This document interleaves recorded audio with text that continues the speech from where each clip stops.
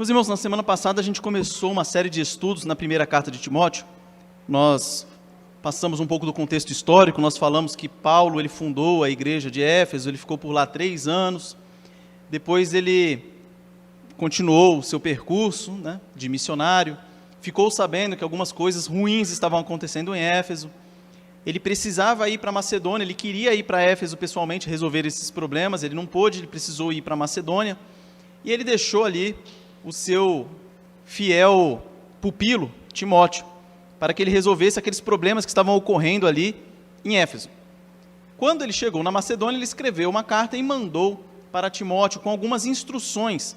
Alguns problemas estavam ocorrendo em Éfeso, dentre eles falsas doutrinas que estavam sendo pregadas por falsos mestres, inclusive dentro da própria igreja. Na semana passada nós falamos um pouco a respeito disso, falamos do perigo das falsas doutrinas, falamos do perigo dos falsos mestres, falamos das responsabilidades que têm os membros da igreja, a liderança da igreja, exemplificamos algumas heresias modernas aí, e hoje nós daremos continuidade a isso. Então eu peço que os irmãos, na hora da leitura bíblica, continuem naquela imaginação, pensem que vocês estão lá na igreja de Éfeso e estão recebendo a carta do apóstolo Paulo, e Timóteo está lendo aquela carta para vocês. Então façam esse trabalho para que fique mais fácil entender esse contexto histórico. Então eu peço que os irmãos abram lá em 1 Timóteo 1, de 12 a 17. Assim nos diz a palavra de Deus. Sou grato para com aquele que me fortaleceu.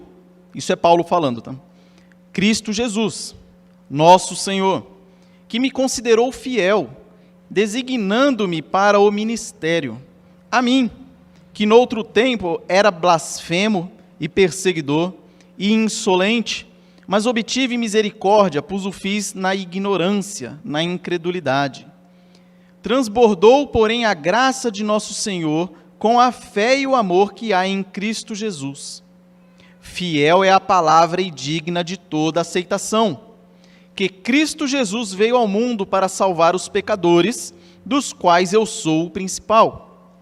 Mas, por esta mesma razão, me foi concedida misericórdia, para que em mim, o principal, evidenciasse Jesus Cristo a sua completa longanimidade, e servisse eu de modelo a quantos hão de crer nele para a vida eterna. Assim, ao Rei eterno, imortal, invisível, Deus único, honra e glória pelos séculos dos séculos. Amém. Oremos. Senhor nosso Deus, nós pedimos agora a Tua graça sobre nós, que Teu Espírito Santo ilumine a nossa mente para que nós entendamos o que o Senhor tem para falar para nós hoje aqui, por meio da exposição da Tua palavra, que nós entendamos, que nós consigamos praticá-la na nossa vida e que nós andemos cada vez mais conforme a Tua vontade. Muito obrigado por tudo, em nome de Jesus. Amém. Meus irmãos, no versículo 11, que foi da semana passada, nós terminamos ali com o apóstolo Paulo falando a respeito da função da lei. Ele tinha elencado ali que a lei, como salvação, não servia para nada, não adianta alguém tentar ser salvo cumprindo a lei, caso contrário ninguém conseguiria. E aí na sequência ele inicia o versículo 12, e ele inicia com uma expressão muito importante, que é sou grato. Por que é importante falar de gratidão? Porque hoje em dia nós não temos muita. E não só hoje, naquela época também. Se vocês se recordam dos 10 leprosos, Jesus os curou e apenas um deles voltou para agradecer. E era samaritano. Na época tinha uma grande rixa entre judeus e samaritanos. Então você percebe que Jesus Cristo reconheceu ali a gratidão daquele leproso que voltou para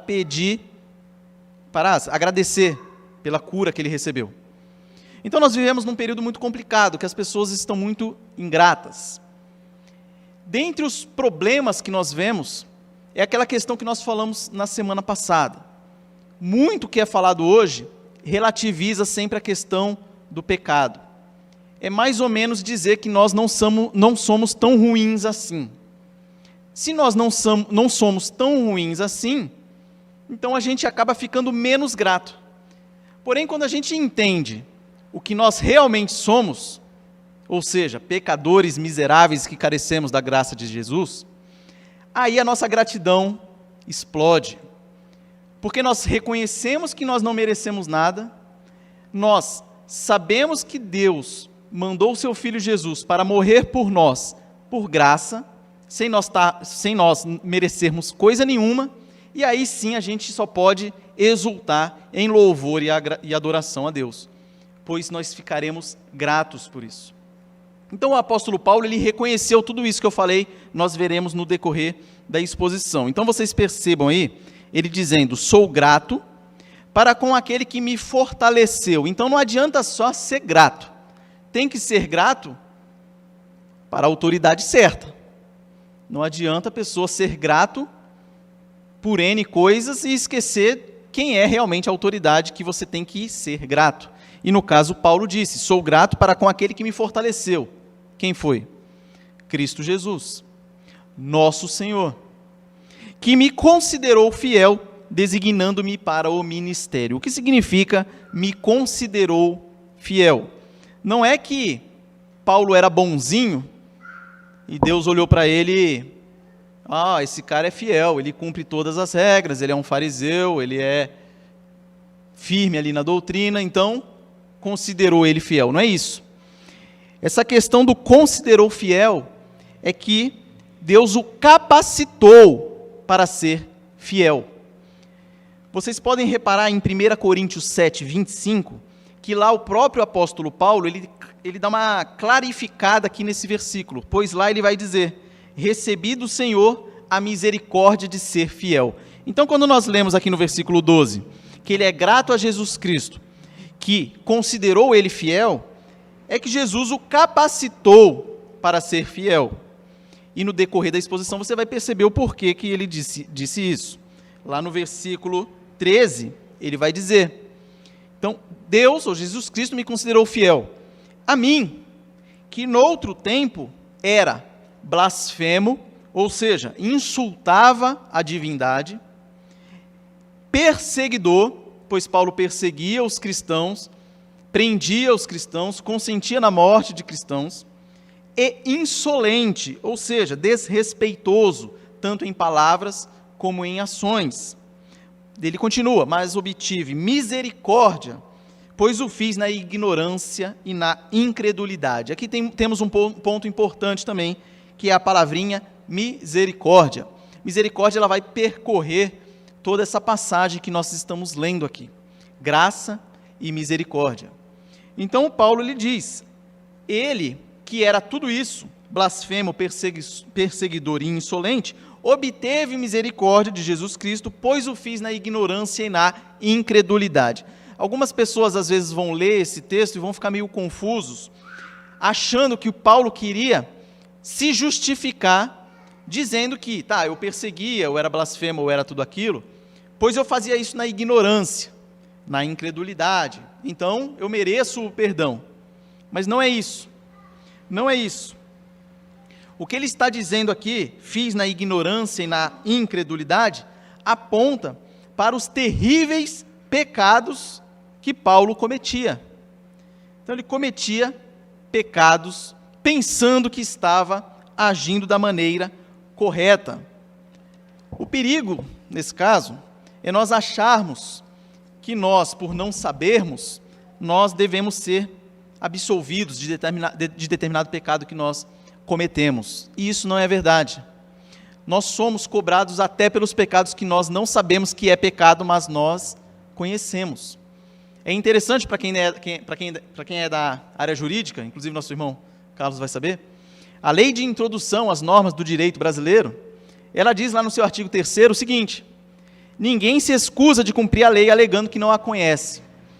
Ou seja, até no nosso mundo secular, a pessoa não pode alegar que não conhece a lei, ela tem a obrigação de conhecê-la. E a lei de Deus também. Então você não conhecer que é pecado, mas praticá-lo, aquilo não deixa de ser pecado e aquilo não faz com que você mereça absolvição. Nós temos um exemplo muito claro dessa passagem, ou disso que eu estou dizendo, lá em Gênesis. Gênesis, no capítulo 20, dos versículos 1 ao 7. é uma passagem bem conhecida. É aquela quando Abraão ele foi até determinado local, né, até Gerar, e ele apresentou a sua esposa Sara como sendo a sua irmã, porque ele tinha medo que o pessoal chegasse lá e matasse ele para ficar com Sara, que era muito bonita, nos diz a Bíblia. Então ele falou, olha, ela é minha irmã. E Sara também falou, Abraão é meu irmão. E aí o rei de Gerar, que era Abimeleque, pegou a Sara. Ao que tudo indica, levou para o harém dele, ele era o rei de Gerar. Então colocou ela lá junto no harém das outras mulheres para que ele fizesse o que ele bem quisesse com elas. E é bem interessante o que Deus fala para Abimeleque. Ele diz, Deus, porém, veio a Abimeleque em sonhos, de noite lhe disse, vais ser punido de morte por causa da mulher que tomaste, porque ela tem marido. E Abimeleque, um pouco mais para frente, ele vai dizer o seguinte, Deus, com sinceridade de coração e na minha inocência, foi que eu fiz isso, que eu peguei ela, porque eu não sabia que ela era a esposa de Abraão. E aí Deus continua, bem sei que com sinceridade de coração fizeste isso. Daí o ter impedido eu de pecares contra mim, e não te permiti que a tocasses. Então Deus iria punir Abimeleque, mesmo ele tendo praticado um pecado que ele não sabia que era pecado. Isso nos mostra que nós não podemos dizer que nós não sabíamos que tal conduta era pecado e praticá-la, e achar que nós deveremos ser absolvidos. E isso é importante porque nos mostra ainda mais a graça de Jesus Cristo sobre a nossa vida, como nós veremos um pouco mais para frente. Pois nós temos muitas condutas que nós fazemos voluntariamente, ou às vezes involuntariamente, às vezes por pensamentos, às vezes por condutas, que a gente às vezes nem sabe que é contrário a Deus, mas Deus sabe. Então, lá em Atos 3, a gente tem outro exemplo disso, que foi quando Pedro também estava pregando lá, e ele disse, agora, irmãos, eu sei que o fizestes por ignorância. E na continuação ele disse, arrependei-vos, pois, e convertei-vos para serem cancelados os vossos pecados. Então aqui eu espero que tenha ficado claro esse ponto de que não é por não conhecer aquela conduta que nós devemos ser absolvidos. E isso vem trazer luz àquilo que Paulo falou, que ele disse, a mim, que no outro tempo era blasfemo e perseguidor e insolente, mas obtive misericórdia, pois o fiz na incredulidade e na ignorância. Continuando a passagem, no versículo 13, Paulo reconhecendo que ele era tudo aquilo, ele continua, transbordou, porém, a graça de nosso Senhor com a fé e o amor que há em Cristo Jesus. Aqui nós temos praticamente o centro da passagem, um pouco mais para frente teremos ali o evangelho sendo resumido, mas aqui nós temos de novo a questão da graça. A graça de Jesus Cristo transbordou, ele diz, transbordou a graça. O que é graça? É favor imerecido. É você não poder contribuir em nada e ganhar alguma coisa. Essa é a graça. A graça de Jesus nos alcança, nós não merecendo nada, nada de bom, mas pela graça, a graça de Jesus nos alcança. No versículo 15, Paulo diz, fiel é a palavra e digna de toda aceitação. Que palavra? Essa que ele vai falar agora. Que Cristo Jesus veio ao mundo para salvar os pecadores, dos quais eu sou o principal. Aqui, meus irmãos, nós temos o resumo do Evangelho. O resumo do Evangelho está aqui.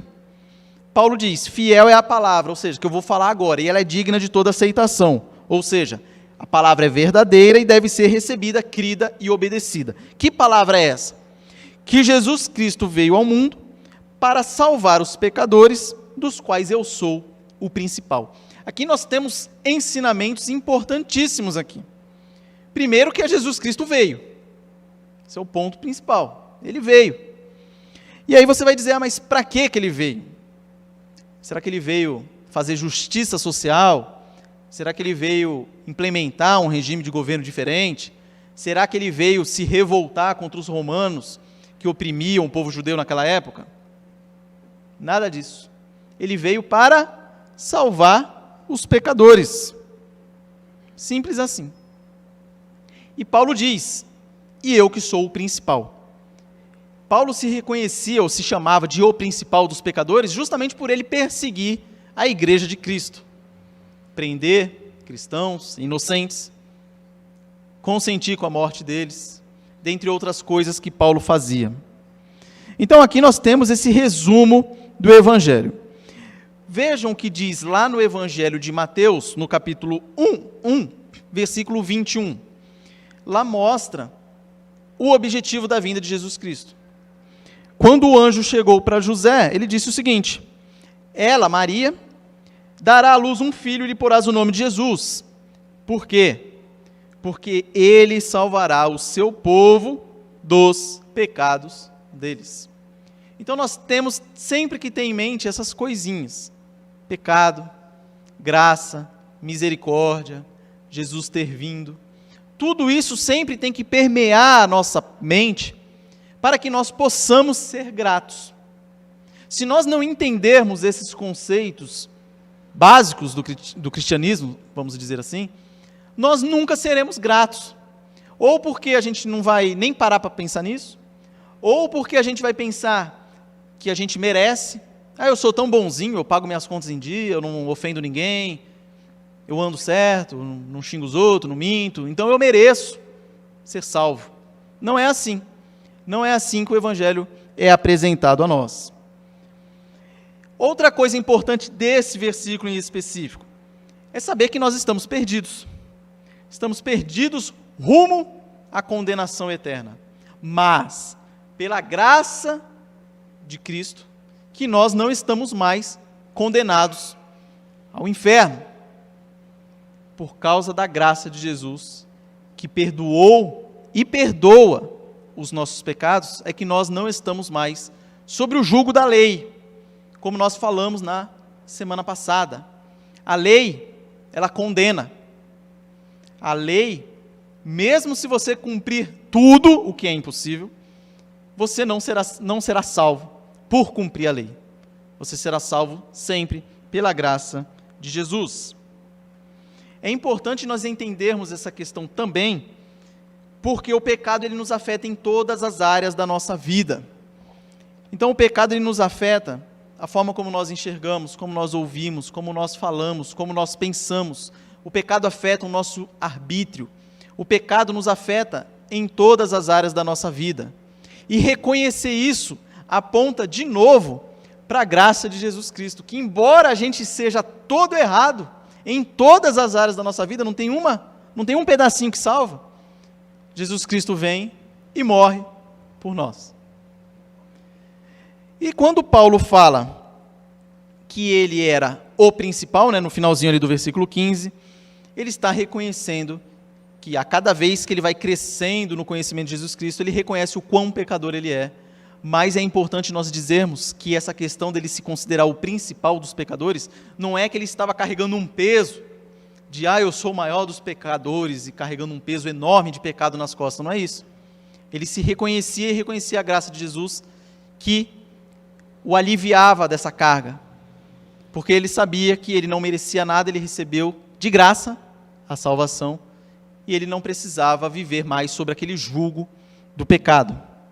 No versículo 16, avançando, ele vai dizer: mas, por esta mesma razão, ou seja, por ele ser o principal dos pecadores, me foi concedida misericórdia. De novo, a palavrinha-chave dessa passagem, misericórdia. Para quê? Para que foi concedida essa misericórdia? Para que em mim, Paulo, o principal dos pecadores, evidenciasse Jesus Cristo a sua completa longanimidade. O que significa isso? Paciência. Então, para que ficasse evidenciado a paciência de Jesus Cristo e servisse eu de modelo a quantos hão de crer nele para a vida eterna. Longanimidade significa paciência, generosidade, significa virtude de se suportar com firmeza contrariedades em benefício de outrem. Esse é o nosso Jesus Cristo. Nosso Jesus Cristo, ele demonstra a sua paciência para todos nós hoje, em pleno século XXI, quando ele nos mostra como ele agiu com Paulo, que merecia nada mais, nada menos do que condenação. Então nós observamos isso e devemos o quê? Ficar felizes com isso. com essa notícia da graça de Jesus. Porque da mesma forma que ele atuou em Paulo, ele atua em nós hoje. Tanto é que ele continua dizendo que Deus o salvou para que evidenciasse Jesus Cristo a sua completa longanimidade, a sua completa paciência. Ele aguardou tudo aquilo que Paulo fez e na hora certa foi e agiu com a misericórdia. E servisse eu, Paulo, de modelo a quantos hão de crer nele para a vida eterna. Olha que importante essa frase que às vezes a gente lê e passa meio despercebido. Servisse ele de modelo. Então Paulo, a Bíblia, a Nova Versão Internacional, ela traduz a questão aqui de modelo como exemplo. Então, Paulo serviu de modelo para todos nós hoje. Então, quando nós olhamos essa passagem bíblica, nós temos que olhar com felicidade. Por quê? Porque da mesma forma como Cristo agiu com Paulo, ele pode e ele age conosco hoje. E lá diz, a quantos hão de crer nele para a vida eterna. O que significa isso? Que haverão quem crerá em Jesus Cristo. Aqui nós podemos apontar um ensino importante, que é a questão da certeza da salvação. Meus irmãos, o que a gente precisa fazer para ser salvo? Se arrepender dos nossos pecados e crer em Jesus Cristo. Simples. Muita gente vive pior do que poderia, por ter dúvida sobre a salvação. Nós não podemos ter dúvida sobre a nossa salvação. Lá em 1 João 5,13, o apóstolo diz, estas coisas vos escrevi, a fim de saberdes que tendes a vida eterna. A vós outros que credes em o nome do Filho de Deus. Então o apóstolo João aqui, ele reconhece que ele estava escrevendo para pessoas que tinham certeza da sua salvação. E aqui, fazendo um paralelo com esse texto que nós lemos aqui de Timóteo, Paulo diz, eu servisse de modelo a todos aqueles que hão de crer. Se não houvesse aqueles que queriam crer, não tinha porquê ele falar isso. Então o hão de crer é certeza. É certeza, Jesus Cristo veio para cumprir uma missão e ele cumpriu. Não tem questão, vou lá para tentar salvar e se eu conseguir salvar alguém, beleza, se eu não conseguir, paciência, minha missão não deu certo. Não foi assim, Jesus Cristo veio com uma missão específica, ele veio e ele cumpriu a missão dele. E a missão dele era salvar os pecadores, e ele salvou. Lá em Atos 13, 48, vai nos trazer mais um pouco de luz nessa questão, quando lá diz, os gentios, ouvindo isto, regozijavam-se e glorificavam a palavra do Senhor, e creram todos os que haviam sido destinados para a vida eterna. Então, há os destinados à vida eterna. Aqui nós falamos e mostramos que Jesus Cristo veio para morrer por esses. E esses creram em Jesus Cristo e por isso foram salvos. Na continuação, nós temos o versículo 17 que diz, aqui a doxologia, é aquela exaltação que Paulo faz, aquela adoração, porque ele reconheceu tudo isso que nós falamos até agora. E na hora que ele reconhece tudo isso, ele não pode encerrar de outra forma.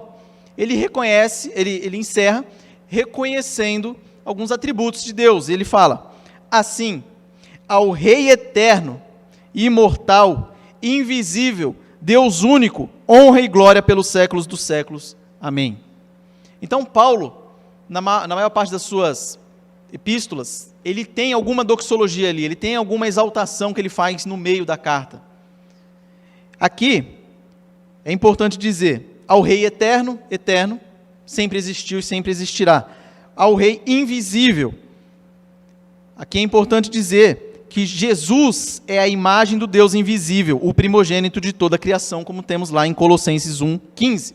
Deus também é imortal, não morre, e é Deus único, não tem outros. E aí ele rompe aqui na adoração e louvor, honra e glória pelos séculos dos séculos a esse Deus, que ele acabou de trazer aqui algumas características. Meus irmãos, indo para a conclusão, a gente tem alguns pontos importantes aqui. Primeiro, Paulo foi grato. Segundo, reconheceu a graça de Deus na sua vida. Terceiro, Paulo reconhecia-se como pecador. Quarto, ao reconhecer a graça de Jesus na vida dele, explodiu em louvor e adoração a Deus.